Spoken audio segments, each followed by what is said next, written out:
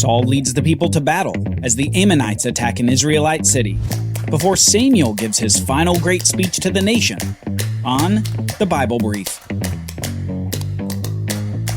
Want more Bible learning content like this? Sign up for our newsletter and follow us on social media. Links are in the show notes to this episode.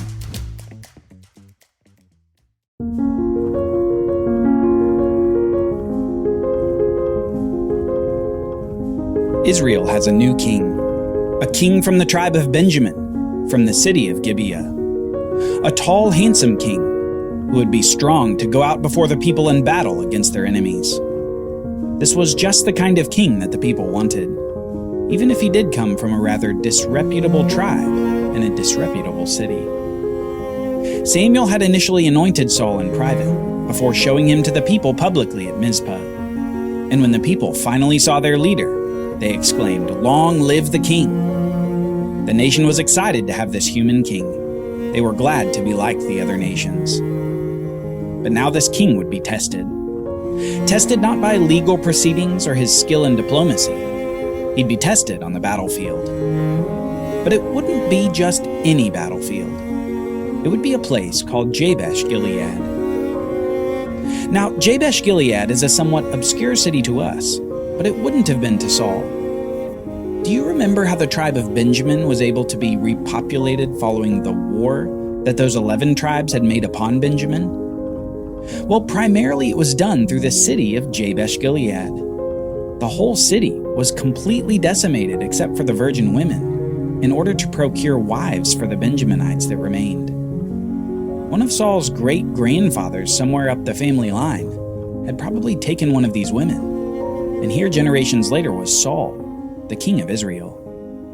Now let's find out what's happening in this town of Jabesh-Gilead that causes it to become a place for battle. We read this in 1 Samuel chapter 11.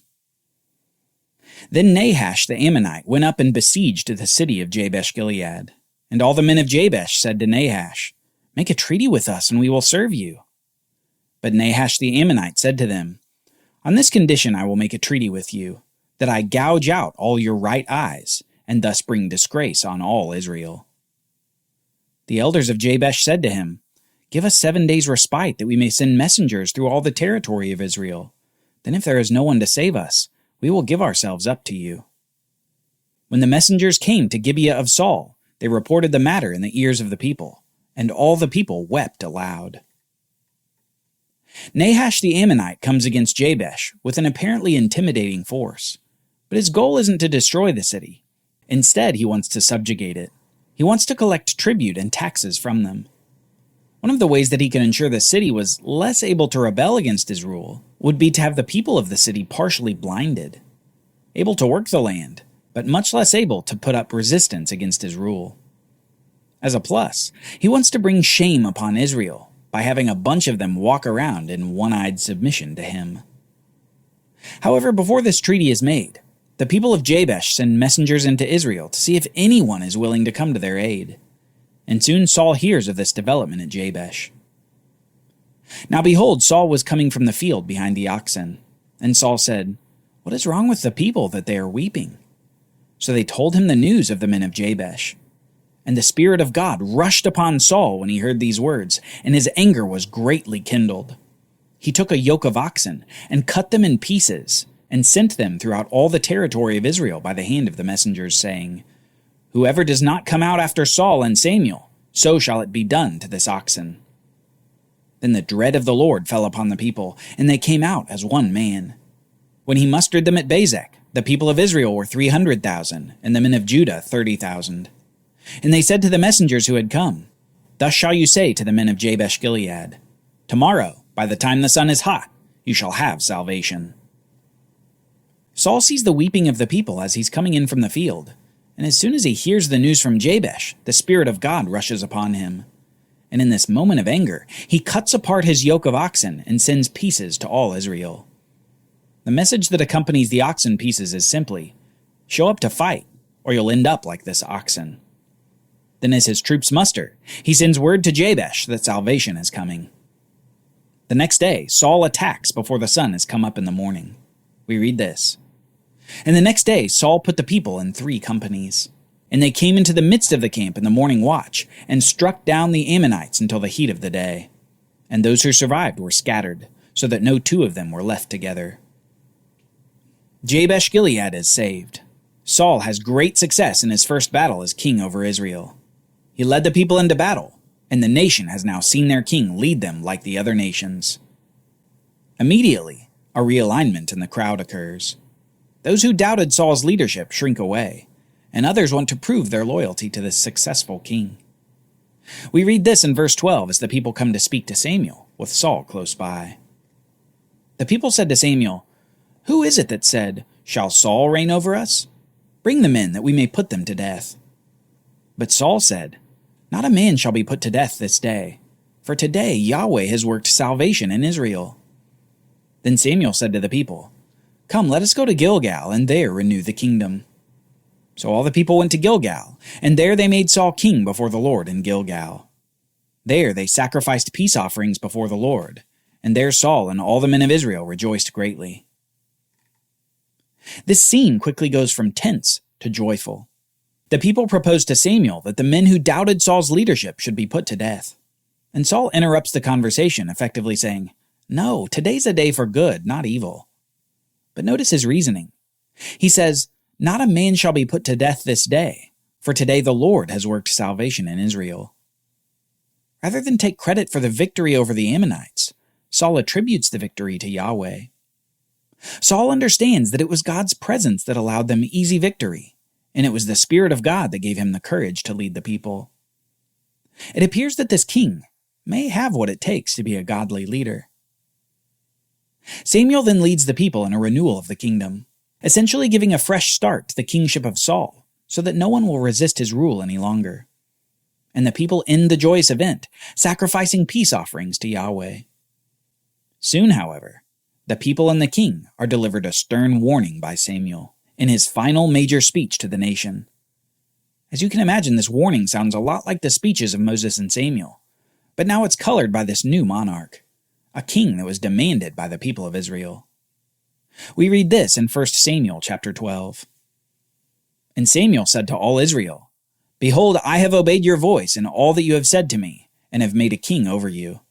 And now behold, the king walks before you, and I am old and gray, and behold, my sons are with you. I have walked before you from my youth until this day. Here I am. Testify against me before the Lord and before his anointed king. Whose ox have I taken? Or whose donkey have I taken? Or whom have I defrauded? Whom have I oppressed? Or from whose hand have I taken a bribe to blind my eyes with it? Testify against me, and I will restore it to you.' The people said, 'You have not defrauded us or oppressed us or taken anything from any man's hand.' And he said to them, 'Yahweh is witness against you, and his anointed king is witness this day, that you have not found anything in my hand.' And they said, 'He is witness.'"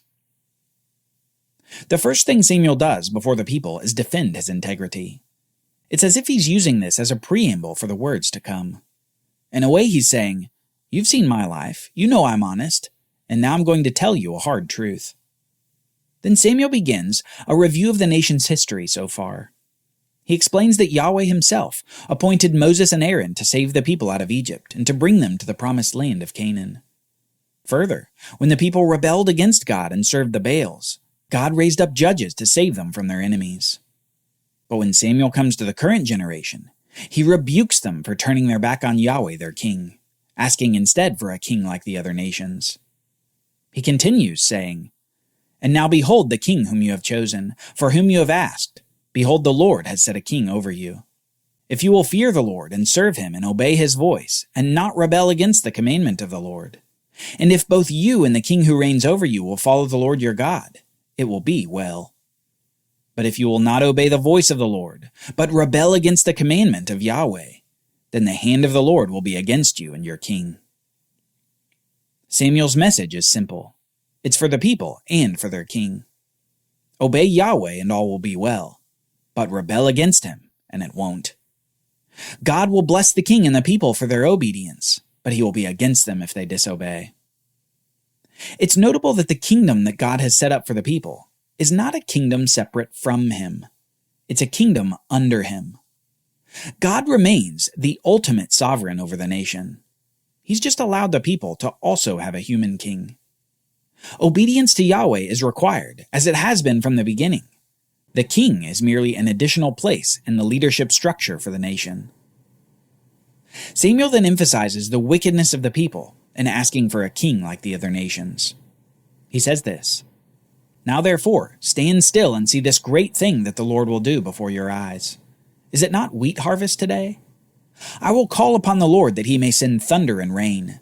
And you shall know and see that your wickedness is great, which you have done in the sight of the Lord, in asking for yourselves a king." So Samuel called upon the Lord, and Yahweh sent thunder and rain that day, and all the people greatly feared the Lord and Samuel. And all the people said to Samuel, "Pray for your servants to the Lord your God, that we may not die, for we have added to all our sins this evil to ask for ourselves a king." And Samuel said to the people, "Do not be afraid. You have done all this evil. Yet do not turn aside from following the Lord, but serve the Lord with all your heart. And do not turn aside after empty things that cannot profit or deliver, for they are empty. For Yahweh will not forsake his people, for his great name's sake, because it has pleased the Lord to make you a people for himself. Moreover, as for me, far be it from me that I should sin against the Lord by ceasing to pray for you, and I will instruct you in the good and the right way." The joy from the battle has turned into an ominous tone. Samuel isn't celebrating with the people any longer. He's warning them and rebuking them on behalf of Yahweh. While the Lord may have delivered a victory to the people at Jabesh, it doesn't mean that he was pleased with their request to have a king go before them like the other nations. Yahweh confirms Samuel's rebuke through an unseasonal thunder and rainfall. Now, despite some encouragement about the Lord's character and Samuel's continued prayers for the people, the speech concludes with a warning that would echo for generations of future Israelites and kings. A warning that no one wants to come to pass. Samuel finishes his speech saying, "Only fear the Lord and serve him faithfully with all your heart. For consider what great things he has done for you. But if you still do wickedly, you shall be swept away, both you and your king." Saul and the people have been warned.